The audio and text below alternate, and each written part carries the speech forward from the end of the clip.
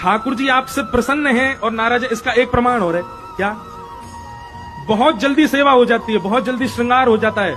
जैसा चाहते हो वैसा भोग बन जाए, जैसा चाहो वैसा बंगला बन जाए, जैसे चाहो वैसे ठाकुर जी विराजमान हो जाए, तो समझना ठाकुर जी नाराज हैं।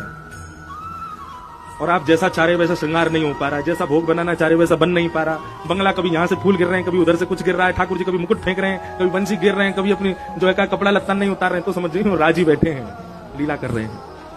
ये बड़ी अंतरंग बातें हैं कि अनुकूल आपके मन के अनुसार सब हो जाए,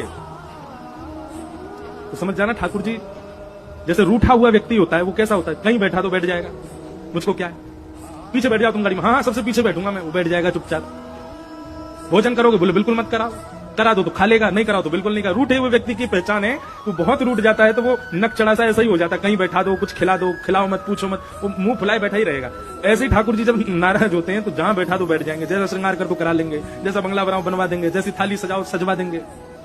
लेकिन ठाकुर जी जब प्रत्यक्ष विराजमान होते हैं और आपसे राजी होते हैं तो कुछ ना कुछ लीला करेंगे, कभी मुकुट फेंकेंगे, कभी कुंडल उतार के धर देंगे, कभी कुछ कर देंगे, कभी कुछ कर देंगे। तो इन सब लीलाओं को पहले तो लोग सोचते थे कि अपशगुन है, ठाकुर जी मुकुट उतार देते हैं, ठाकुर जी अपनी जो है नेत्र पधरा देते हैं नीचे, ठाकुर जी कभी अपना दुपट्टा गिर देते हैं, और कुछ नहीं तो महाराज कईयों के लड्डू गोपाल तो लुढ़क ही जाते हैं, गिर ही जाते हैं, बैठा के गए, लौट के आए, भोग लेके तो लुढ़के पड़े।